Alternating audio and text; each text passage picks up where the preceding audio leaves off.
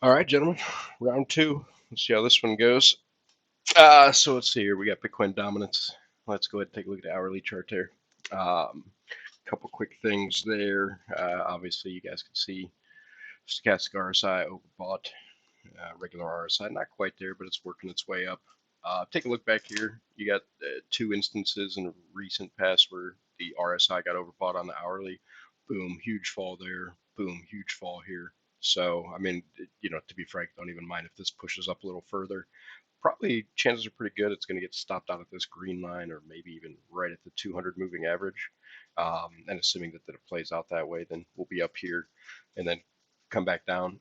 Now this the fuchsia line there is my 4 hour. So let's switch on over to that.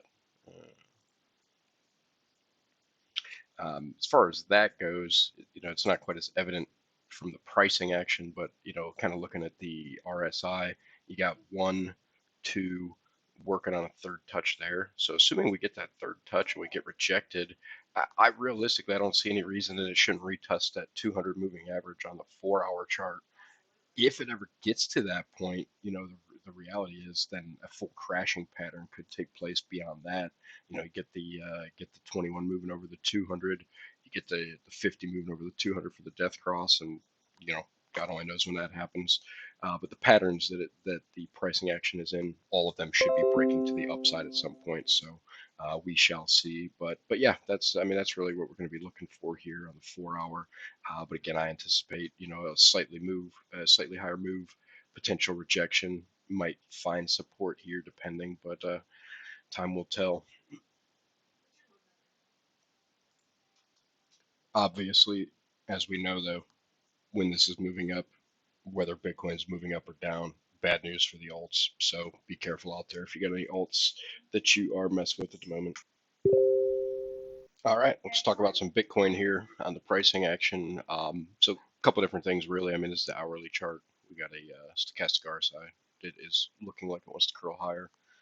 RSI is getting just jacked up by this trend line here, which is the daily um, trend line that I have drawn. I'll zoom out so you guys can see that, but that's the daily one, and even within the hourly, it's getting jacked up inside of there. On the daily here, we got a scenario where the stochastic RSI is curled to the downside, um, but it is still kind of riding out this trend line here for the moment.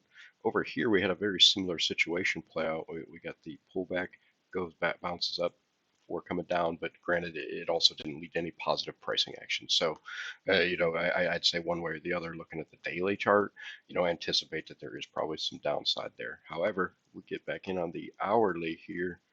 Like I said, we got a stochastic RSI curling higher. We've got a trend line we could draw right there that shows a slight uptrend. We've got another one we could draw right here that shows a slight uptrend. And we've got these two um, trend lines that are coming into play. This pattern right here that you can see by this and this, it's falling wedge, falling channel, should break to the upside. Really, it's an expanding, broadening wedge, but that's beside the point. We can get the if we can get the 21 moving average there to give us some support, should see a little bit of upside kind of up into this range, maybe even up here to 35,000. But it's all a matter of whether we're getting a bounce here or not. So stay tuned. I mean, that's what we're looking at. Yeah, 4 hour curl into a buy. RSI. Yeah, let's get this thing going to the upside again. Let's hope the BTC.D pulls back. We go ahead and get an upside move out of the BTC price in action. Let's get this party going.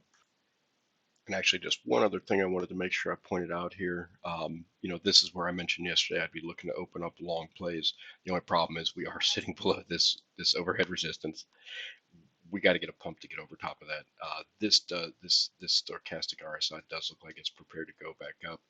You can, I've got a lot of drawings on here, but you can kind of see where this 4 hour almost is forming a little bit of a rounded bottom out here now. Same concept on the pricing action. So we could very well see a nice pop here up the backside. And we need it because this overarching pattern here with the green outline, again, it's a rising channel. At some point, this is going to fall to the downside. we would much prefer to see it fall to the downside way over here and maybe retest this line from falling out of the pattern up here. Because if we see it fall out of the pattern here, then realistically, and I think this trend line right, or I think this line right here represents that box. But I mean, if we fall out of it right here, all of a sudden we're talking about things that we don't want to be talking about. We're talking about testing 27,000. So I'm going to put a little faith out there. Well, at least that's the measured move. It's not a given that it'll fall there. I mean, we'd be looking at 30,000, potentially, 29, and then 27, and then yeah. So again, we don't want to see a fallout right here. Let's see a move up here. Let's see if we can ride this out. Maybe even pop up out of here to the upside. But again, 2/3 chance of breaks to the downside. So let's just get this bounce, get that going, and then let's fall out of it somewhere way over here. Sounds great to me. Let's rock and roll, gentlemen.